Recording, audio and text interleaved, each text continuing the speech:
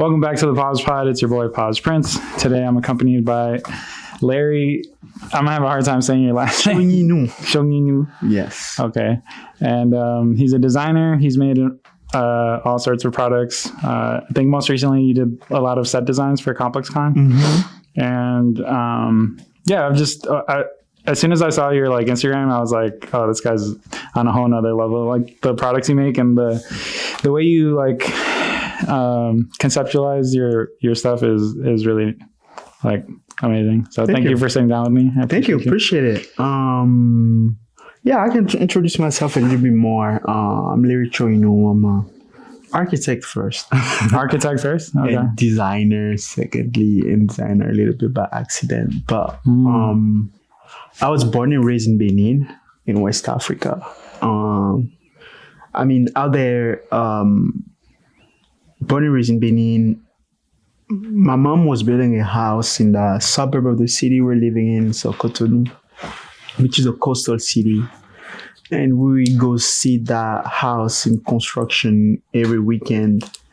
And I kind of fall in love with like people mixing the cement, the mortar, and the bricks and stacking them and making that thing that's going to become our house in a sense.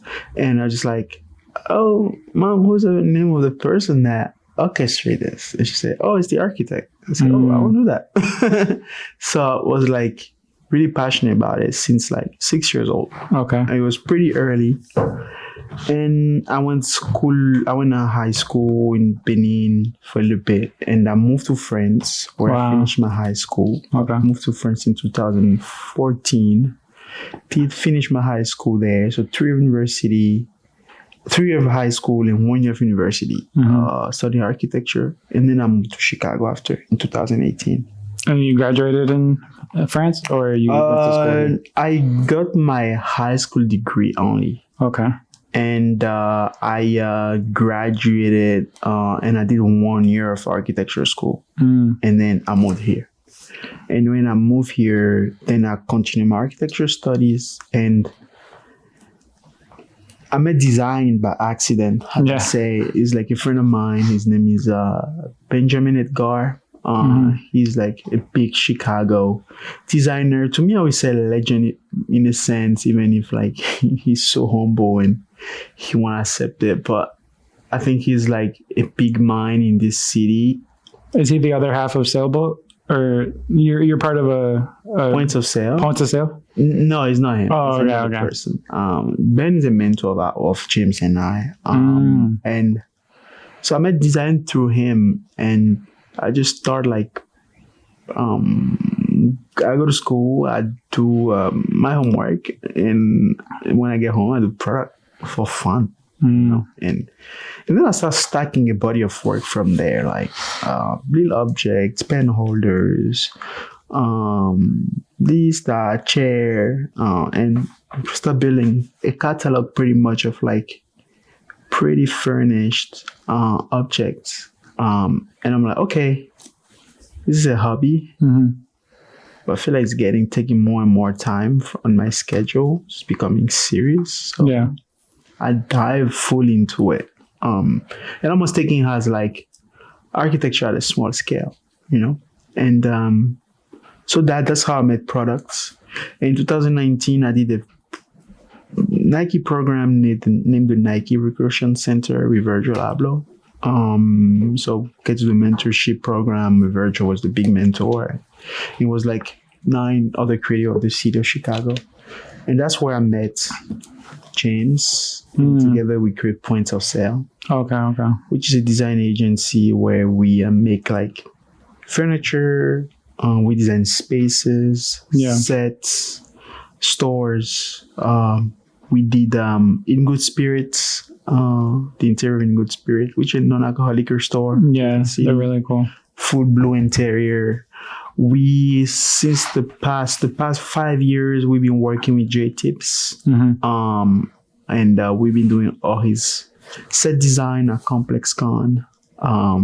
We designed with the house last year. This year we did an island. It's so fun working with J Tips. The freedom he gave us is insane. You like constructed his face, right? Or somebody's Yeah, his face. We pretty much like created a statue of him. We literally brought him to Complex Con. Yeah. So we did that, and after that, after creating points of sale, I also went to do like a few jobs here and here. I work as accessory designer for Nike and Serena Williams in 2021. So I did an apprenticeship at Nike in headquarters in Portland. Wow. We're designing like accessories for Serena's like 2023 collection. That's awesome. And after that, I get an offer to stay at Nike. But it was not the right fit for what I wanted to do and be. As I told you, like architecture was my first love. Yeah. Do you still want to build buildings? Oh, at some yeah, point? of course, 100%. Okay. And 100%, I want to build buildings. And I think like all this product work I've been doing, some friends tell me sometimes like, oh, you left architecture, you've been doing product full time, but no, it's I'm doing product to get prepared. Yeah. It's like you're working your way up to a building. It's a warm up. Yeah. And I feel also like it's a scale thing. You know, we've been moving from scale to scale, like making an egg holder, a piggy bank, a Bluetooth speaker, a perfume, a chair, design a store, install a pop-up, doing complex con. What is next? Maybe stage design. Yeah. And next is a house maybe. So I see also like a curve of like going up and get there. It's not like totally forget. So after Nike, I just say I don't know that opportunity, and I decided to go back to school. Nice. So that was 2022. Went back to school, IIT, and finished my degree in architecture. So I got a bachelor in architecture from IIT. I graduated in December. And in December, I was like, okay, I feel like I like this thing a lot. So I opened a studio, and I'm doing this thing full time, which is crazy. And it's crazy to me because I'm living a dream in a sense. Yeah. And also, it's also super scary because like you're there. So you got to set up your goals. You got to show up every day. You got to find a structure. You got to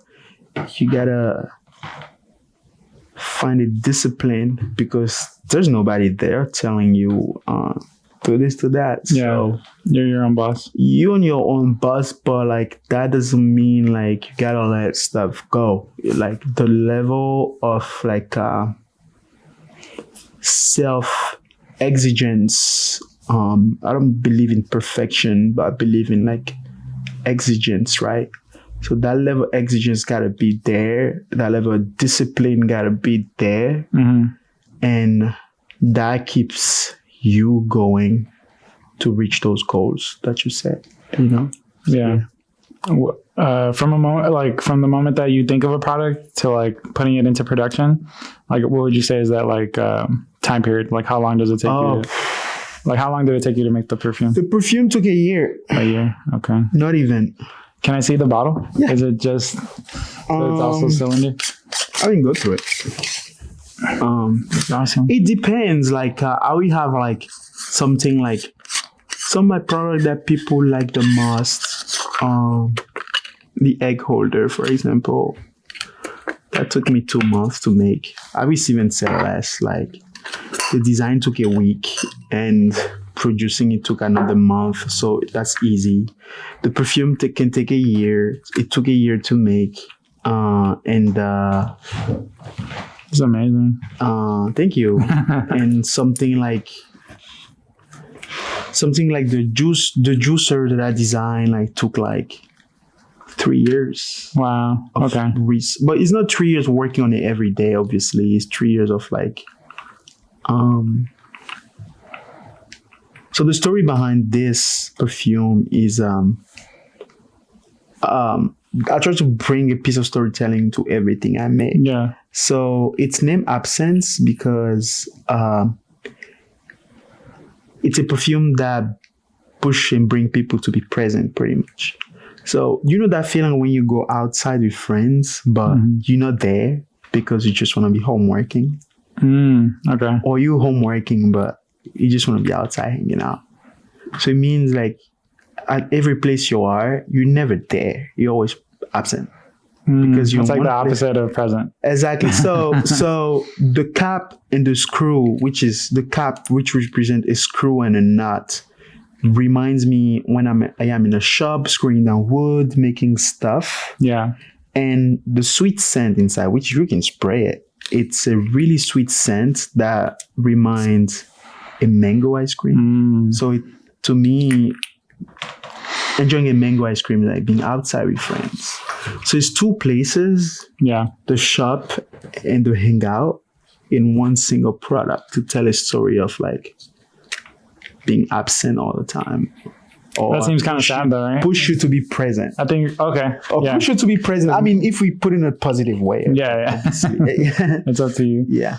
I often like feel like I'm not present, especially with everything going on. I have 2 kids. So I just feel like even when I'm with them, I'm thinking about what else I want to do.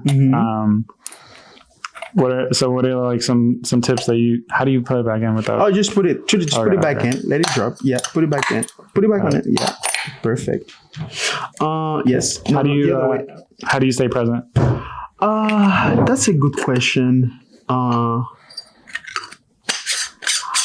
That's a good question. Even like sitting here with you, I feel like your thoughts are like you have a million stuff you're working on. I think it's something so hard in the sense like. Okay, the other day, for example, I was outside with some friends, and we were walking around. We're like, oh, let's go get dinner, blah blah blah, and I saw something, and then on the moment, right, it just make me start thinking about something else. Like literally, I was not there anymore. They were talking to me. I was saying yes, but I was not there. I was somewhere else, literally somewhere else. Yeah. Right. What I did to solve that is like we went to a restaurant. We sat down, and I said, "Oh, I'll be back."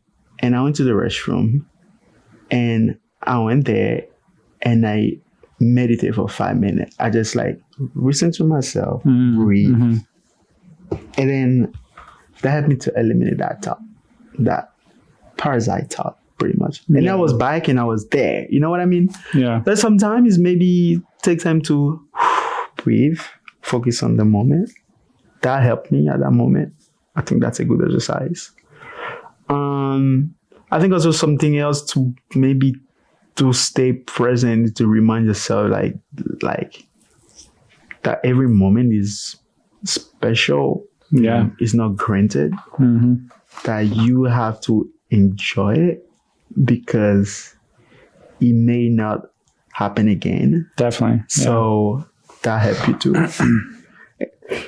And sometimes I also like stay present by going to some situation where I'm like, okay, this is a life chance. I'm gonna enjoy it and go through it all the way through. You know, like I would take the example of the Nike experience. You know, I really wanted to stay, or like it was first. It's a life dream to work for that brand. Even whatever it is for a month or 2 or 1 week or 1 day. Like I don't know. Like doing something for that brand is just crazy, right? So having the opportunity to go on an internship and work for apprenticeship and work for an athlete that big, to me was crazy at first. But I was like, okay, I'm gonna go to this thing, but I will enjoy the experience all the way through. And everything I thought about doing. Oh shit, that's terrible. No, it's okay. I have to cut. Oh yeah, that's a lot better. That's a better spot for it. It's good. Yeah. Everything I wanted to do out there, I will do it. And at the end of the experience, the full experience, the full apprenticeship, when I realized that the adventure will not continue, I was sad a little bit. I was sad that, okay, it will not continue because I have to go back to like my plan C. Yes. But there were no regret because I enjoyed it all the way through. I was like, okay, this is a life. From the beginning, I was like, this is a life chance. I'm going all the way. And I cherish every moment and everything I wanted to make happen. I either try it or other people I wanted to meet, I made my best to meet them. All the conversations I wanted to have, I did because I was like, this moment may not come back again. That's true. So I left, but it was no regret. I'm like, okay, I took it all. You know? So yeah. So maybe those are the ways to stay present. Yeah, definitely. Maybe. If we could take it back just so I could get like some more background on you. So you moved to France and how old are you when you moved to France? I was 16. Okay. Yeah. So your time spent in Benin? You had already been like some sort of artist, or you were like drawing, or I was just a dumb student. just say like that. No, but not dumb in a stupid way. I mean, like I was born and raised there.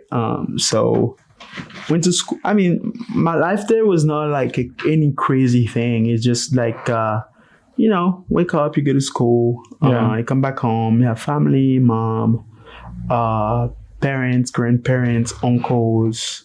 I used to sketch a lot. I was pretty good at sketching. And I just wanted to be architect. So I would draw floor plans and stuff like that. Yeah. Watch cartoon, play soccer. Just typical kid stuff. Yeah, typical kid childhood. Yeah. And your family is still in Benin? Yeah, I still have some family there. Okay. But it was just like a typical upbringing. Kids childhood. Nothing special.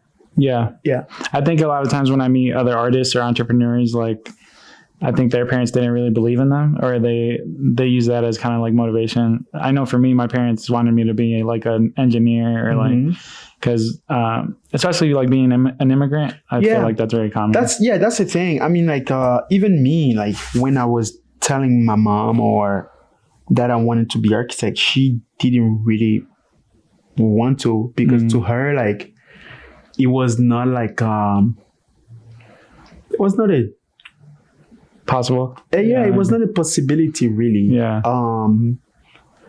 Because I don't think like it's more it's two things, right? Firstly, I think sometimes we judge our parent a lot on those things. We feel like they don't understand us, but I feel like it comes from two things. First, it comes from love, because they really love us and they want the best for us. And secondly, that feeling of love, right, often go through another feeling of fear, because when you love someone or something, directly you care about it and you want the best for it. And sometimes you feel like those jobs are not the best for them to succeed in life, because you don't see much people like them excelling in those places. You know what I mean? So there's a representation thing that matters there. So I think like definitely some artists and some designers or architects of our time made that narrative change a little bit, at least for African. Like, for example, I would say like, because of Virgil, kids can dream about being fashion designers and architects and DJ and so many things at the same time. Yeah. Because of Francis Kéré, which is like an architect from Burkina Faso, which won the Pritzker, which is like A big award. Yeah, like it's almost like the MVP of architect. You know, he won that, and he's not African, from Burkina Faso with a crazy background. That guy is not even. He was never supposed to be there. Yeah, you know. So cool. him winning that title show, oh, kids, they can do it. Like talking about like Nifemi Marcus Bello, which is a Nigerian designer and artist. I think he's a representation for so many kids also that see it like, oh shit, I can do this because this guy does it. And he's not just like he's doing it, he's doing it at an insane level. Yeah. Like having like recognition from big houses, major firms and stuff like that. So I think we are living in a time where like those dreams, we know they're possible. Like, you know, I know, the kids know that it is possible, but the parents also can see that and say, okay, yeah, I got the approval of my mom. I never needed it. Yeah, I won't listen to you anyways. It's not even a question. I'm doing this. Was there a moment where like... Oh yeah, a bunch of moments where like, okay, you should not do this. Oh, no, I'm going to do it. There's no negotiation. I'm doing it. No, so I was stubborn a little bit on that, right? But there's a moment where like she stopped because like project after project, releasing this thing, working on this project, going to do this, going to do that. She's like, okay, I feel like it's working out for him. Maybe if he keeps going, maybe we look good too. And my mom also is self-entrepreneur, so that fear was there. Maybe you want to do. Oh, she's an entrepreneur too. Yeah, she's hairstylist, so she's her own boss. You know, so there's some struggle with that, and you don't want your kid to go to it. You prefer comfort for him, right? So, but success after success, like, okay, cool, maybe Miss. Yeah. So now it's not even a conversation that we have anymore. It's almost like, okay, I accept this and keep doing it, and I wish you all the best in it. And that's really cool. Yeah. Do you have any siblings? Oh yeah, I do. Yeah. Okay, I'm an only child, so I'm always interested. Yeah. What do they think of like your art career? Like, do they think it's cool, or do they kind of like? I don't just ask. I just do myself. Yeah. But I think also there's something you talk about proving. I don't try personally. That's really personal thing. I don't try to prove. I like that. Yeah, I think I just do. I have a list of stuff that I want to do, and you just cross it off. I just wake up and I go do it. That's good. I don't ask for approval. Yeah. I'm not proving to anybody what I can do. I'm just trying to build myself this reality every day, but for myself and prove just like show myself that okay, I can do this thing, but it's for nobody else, just for me. No, yeah, I think that's one like thing that I really love about your products. It's like stuff that you use every day. Yeah, exactly. But you're making your own version. Yeah, make it cooler. Yeah, making more interesting. Who cares about? Who needs an egg holder? That's the word. But make it. But just like let's make it, and it's actually like people love it. It's like okay, cool. And you have it in stores, or you have it? Yeah, I have it in a few stores. Like residence. I have it. I had the other experimentation before. Bunch of my objects on my website as well.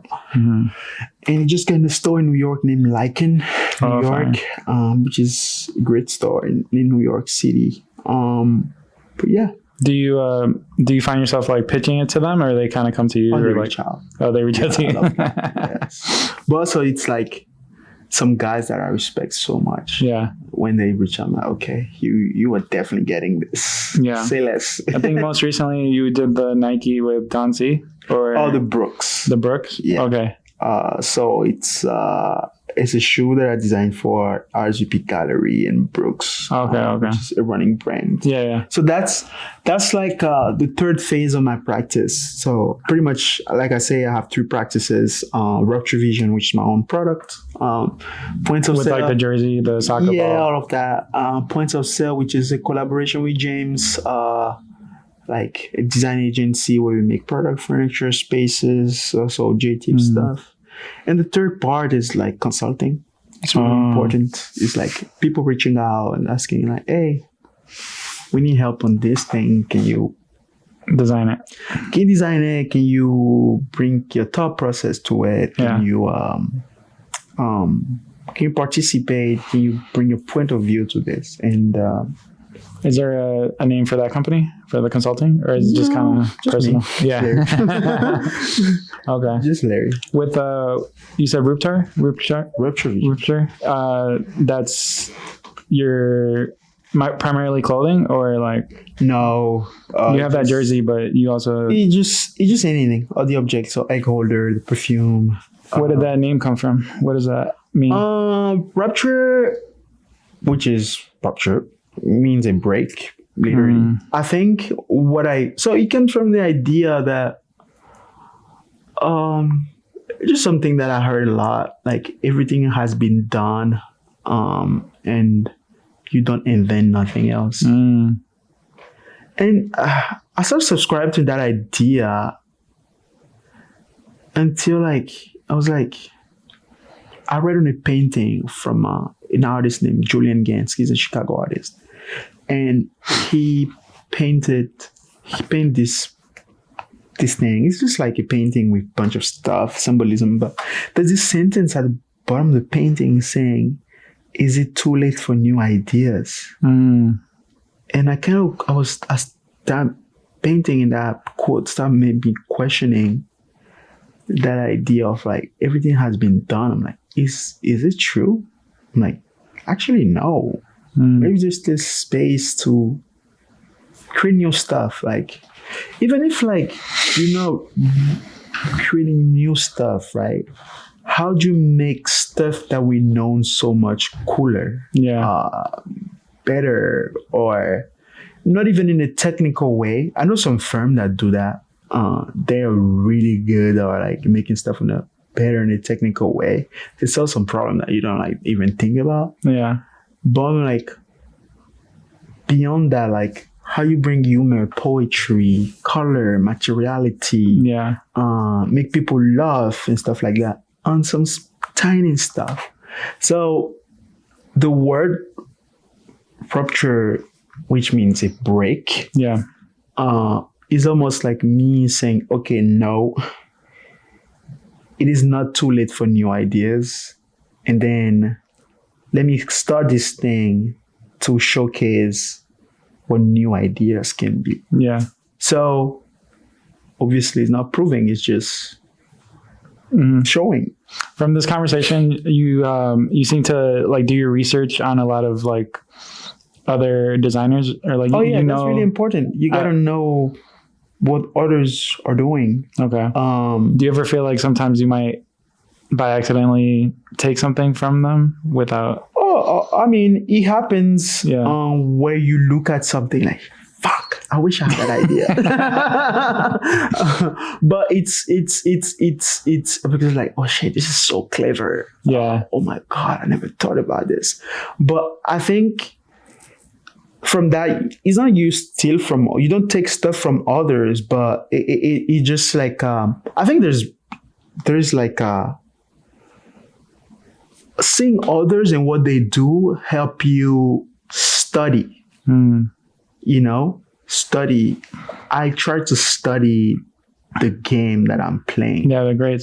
I don't know, like for Kanye was talking about this thing about like him meeting Kobe, and Kobe was explaining him how he studied his heroes of basketball. Yeah. He is not just there playing games every day and shooting and scoring and dribbling and making moves, but he studies other people's game too. So it's really important, at least for me, to look at what others are doing and study what they're doing and see what they do and learn from them. Yeah. And sometimes use some of the tricks too to solve problems. Yeah, for sure. And I think also that's why it's important to have mentors, because those people are so important because they study the game before you, obviously. Yeah. They share a game with you. and where you were supposed to lose like 1 year, sitting down 30 minutes with them, you win 6 months in your process. That's all true. They just make you go so fast. You have to be humble enough to be even like be willing to be taught. I think. Oh yeah, man. I just say that I don't know shit. Yeah. I don't know nothing, and I think like that's where the most important thing comes from. It's just like accepting and knowing that you don't know, and that sharpens your curiosity because you just want to go do more. I often give the example of like after a great album, how an artist come back with another one. Yeah. It's just like, okay, we did this first masterpiece, right? Okay, we got to go back to the studio. You know, we got to go do another one. So that feeling of like, there's no finish line. You got to keep going and keep going. Got to remain curious. And for example, what will attract my curiosity is not what will attract other people's curiosity. It's like, and I see that a lot with my relationship with James sometimes where like, he will send me some stuff he geeks about crazy. And I'm like, okay, this is cool. This is cool. This is really nice. But maybe it doesn't touch me that much. And I will show him something like, man, this is wild. And he's like, it doesn't do me anything. I'm like, you okay, guys have different backgrounds. Exactly. So sometimes like the point of, and also sometimes we have the same point of curiosity too. But I think also the beauty is that like you got to find what makes you curious and remain curious. Remain curious. Yeah. I love that. With the point of sale, where did that name come from, or how did you guys come up with that? The name? Yeah. Because we don't know how to sell.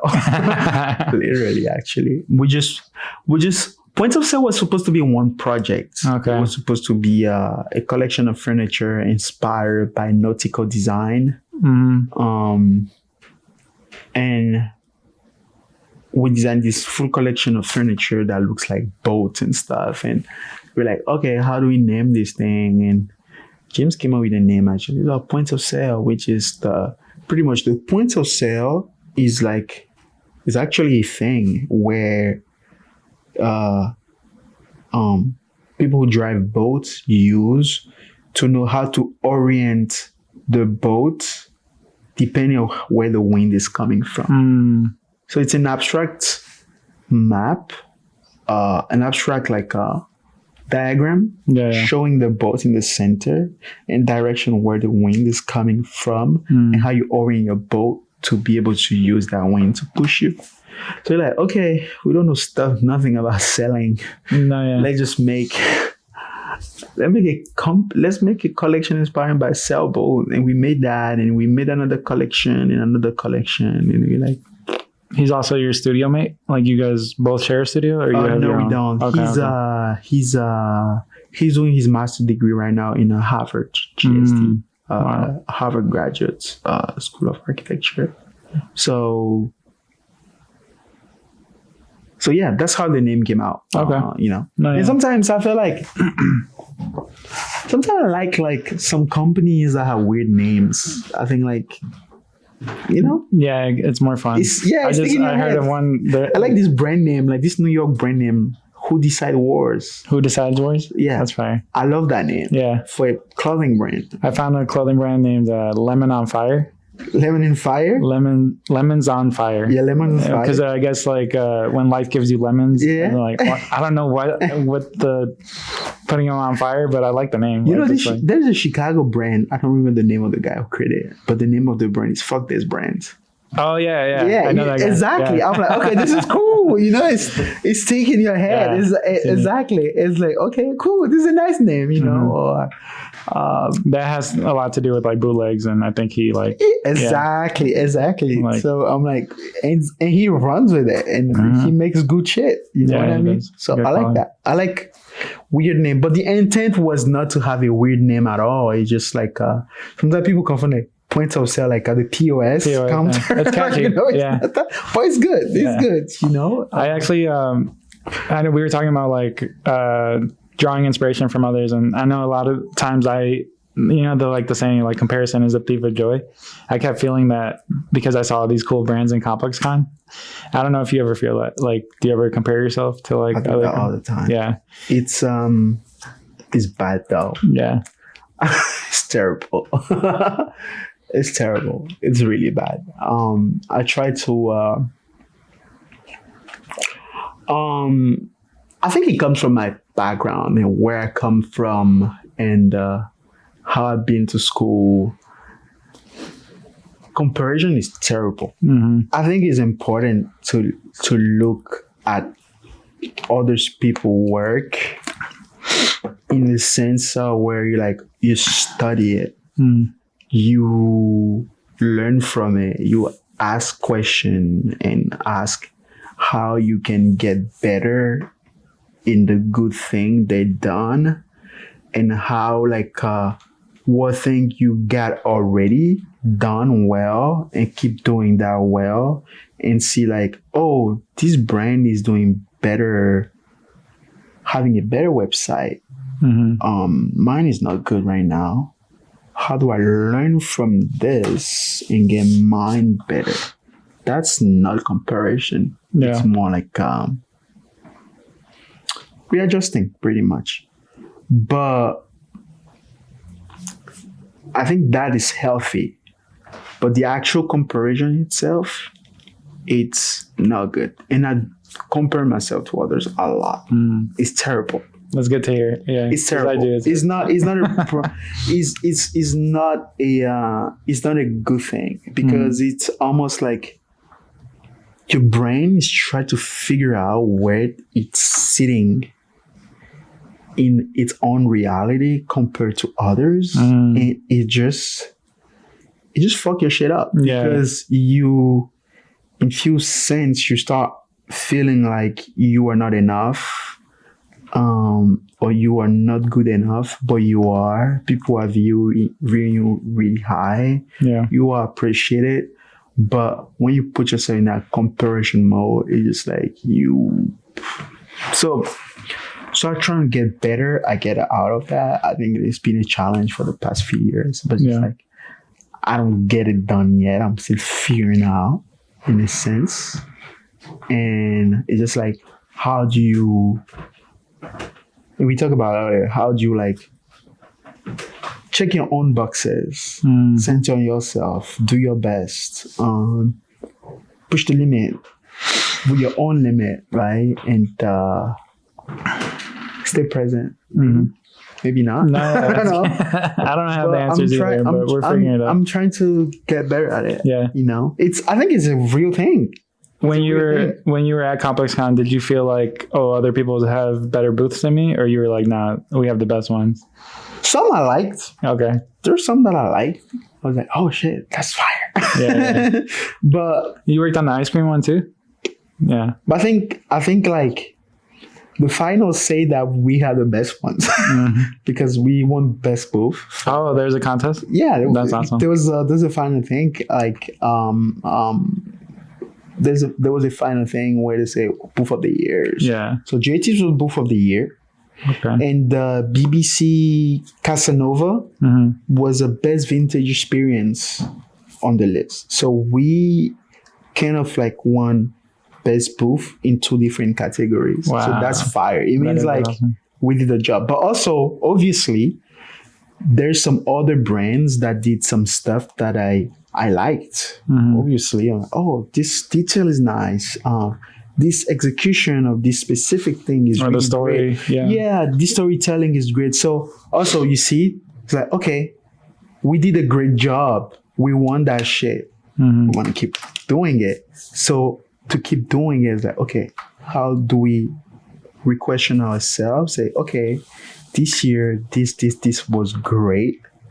This was not. What can we take from others' booth that did great on those specific domain that we had a lack in? Yeah. And how do we get it better? And that's not comparison anymore. It's just adjusting. Yeah. From and learning and studying, on those specific points.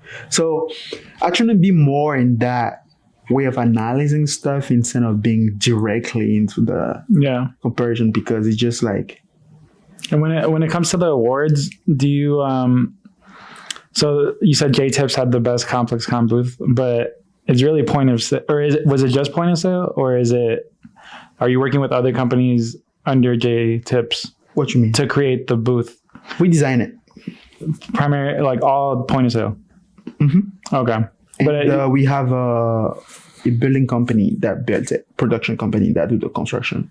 Okay. Yeah. And then do you ever feel like you want the credit? Or not really? I mean, like, because you got the credit because you made it yourself, but to maybe the outside world, J-Tips, like he's winning, we are winning. We all win. Okay. I think it's a teamwork. Yeah. It's not about like because they say J-Tips, they gotta say point of sale. Okay. No, I don't need to. As long as we did it. Okay. You know what I mean? Yeah, I think that's. It's just like we take it more like a team sport. Mm-hmm. It's just like we got the ball.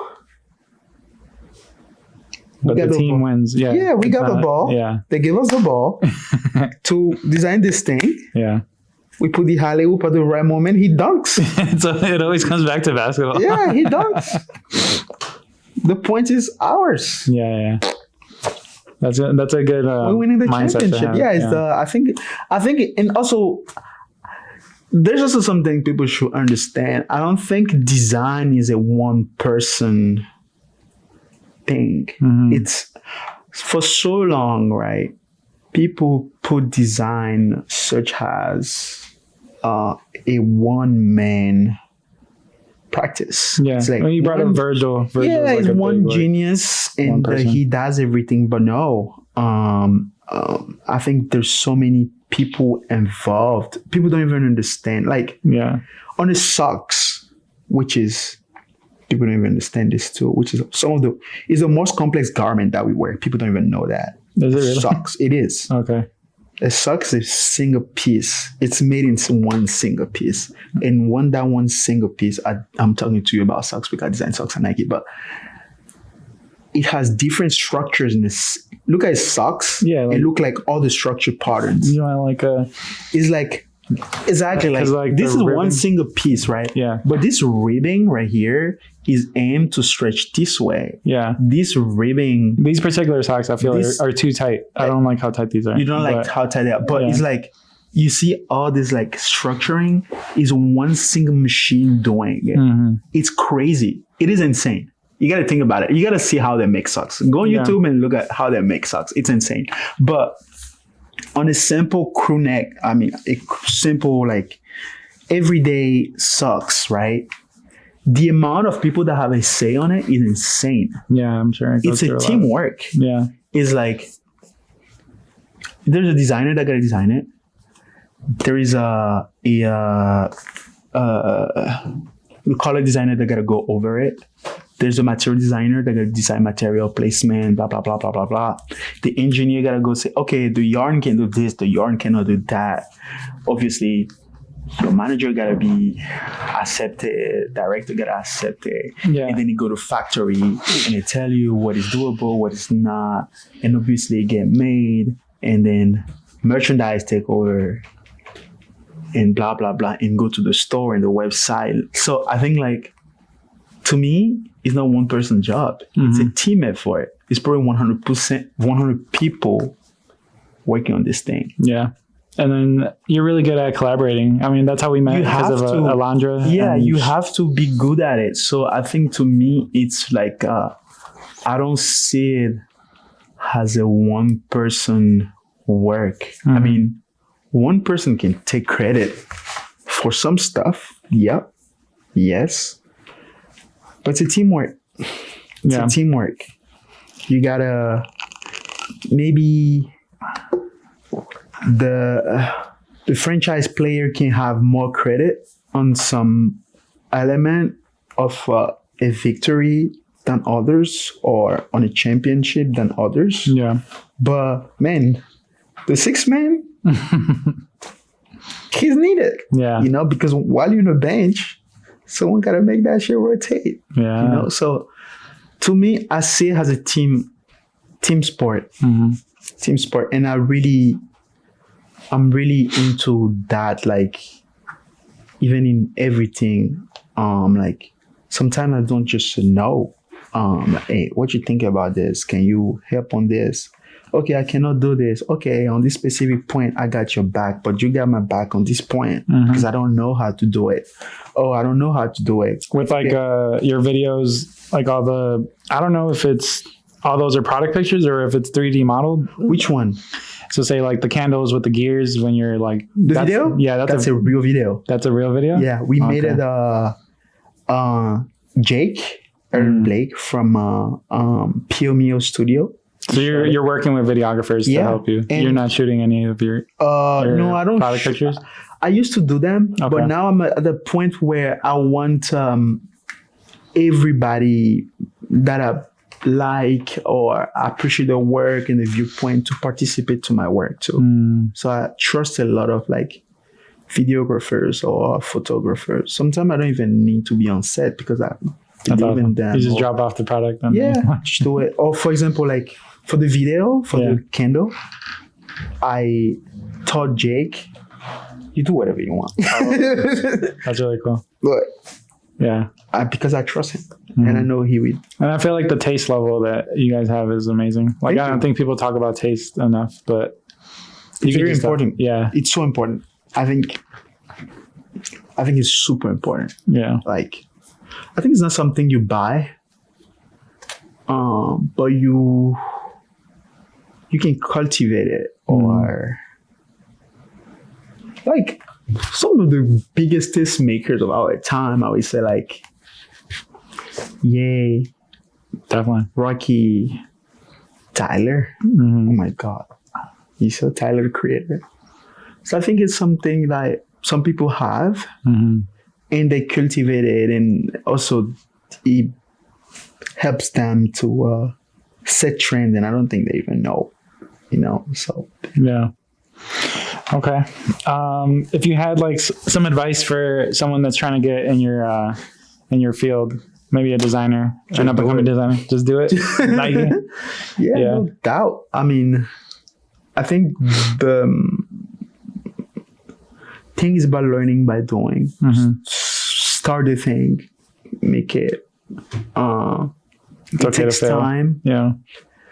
There's no overnight success. I believe in that. You gotta build that shit brick by brick. And it takes time. So patient and hard work.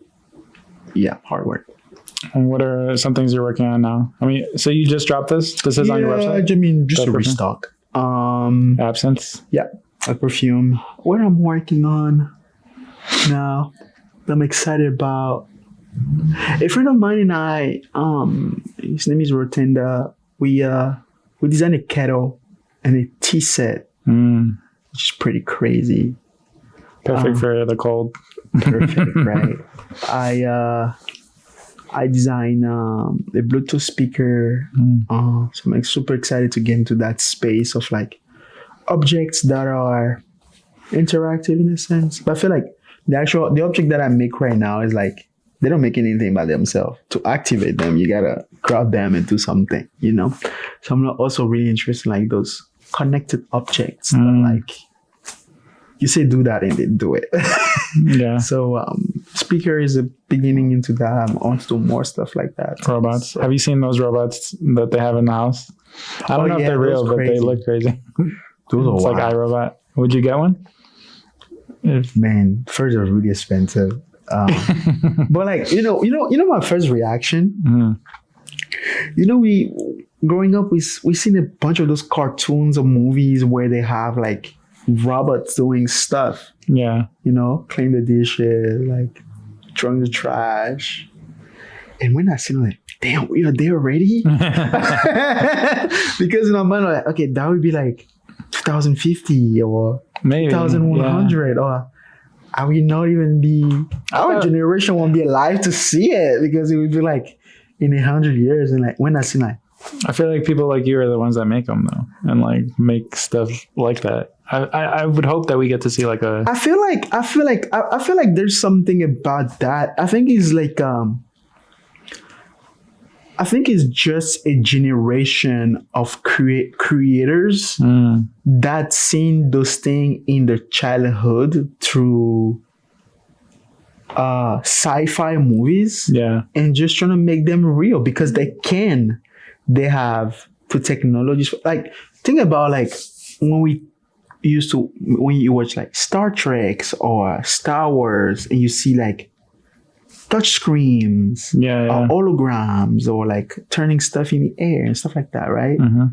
And those generation was embedded in those movies when they were younger, and when they learned in tech brains, like, oh shit, we can do this. That's so true. Like a touchscreen phone. Yeah, with the iPhone we wear right now. I mean, some of them existed before, but the iPhone was. If I don't make a mistake, maybe I'm saying bullshit. Like one of the first phone where you can actually touch the screen with your hands, which is like stuff we see in those movies, right? And after like, obviously, those reality sets, a thing where you can mix stuff and the holograms, the holograms and all of that. So I think it shows that it's important to like be able to think of the most outrageous thing possible. And I think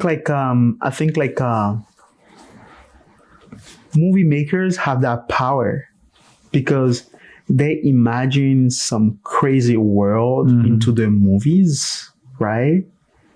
And one day, those kids that seen those movies growing up, when they have the technology in hand, so true. Yeah, they get shit done. That's awesome. Just do it. Like, oh, I seen this. Okay, let's make it real because now we can. You know? Yeah. So right. it served the whole humanity in a sense. I mean, for sure. Hopefully in a good way because I'm afraid of one of those robots to get mad at me and like, do some dumb shit in my kitchen. If they can think by themselves, you know what I mean? If we get into that Will Smith movie where there's a bunch of robots, and like one of them can think for themselves think for himself, and one specific one can think for himself and have emotions. Yeah, and like we say that, oh fuck you. Yeah, there is a situation. My salmon. I bet. I'll poison your coffee. You're dead. You know what I mean? Yeah. So I think we should not get there. But yeah, thank you so much for sitting with me, Larry. I feel like you're, I don't know, you're a genius. Or like the way you think is very like interesting. Thank you. I could listen to you talk for ever, but can you shout out like your social medias and like maybe your website? Oh yeah, my Instagram is Larry Tchogninou, literally my name. And my website is Ruptur Vision. bigcartel.com. Yeah, I was surprised you have a big cartel. Yeah. No, I mean that's great. It's like it's cheaper than Spotify. It's free, yeah. Shopify, sorry, Shopify gonna hate me. But I think it's cheaper. You got the thing done. Yeah. It's just good. It's good actually. It's good. And they're progressing, adding stuff. I mean, I like it. It's good. Yeah, you have one? Sponsor us. I have Shopify, but I had Big Cartel back. Big Cartel, reach out because it's always the free one. I think like for the first like 5 products, but you have more. I'm paying for it, but I feel like it's still cheaper than a Shopify where you pay like 30, 40. Yeah, I mean you pay every month, right? Yeah. So you got to pay for the domain, right, or something like that. Yeah. Yours is .big cartel or but I have a domain. I just gotta update it. Nice. See, I gotta get better at some point. But I just gotta update that. And I will do it at the moment. Okay. Yeah. My Instagram is PabloSprints, pablole.com, and you can find us at PSA Thursday through Sunday, 12 to 5 p.m. So thank you. Thank you. Appreciate it. Thank you so much. Was it good? Yeah, that was really good.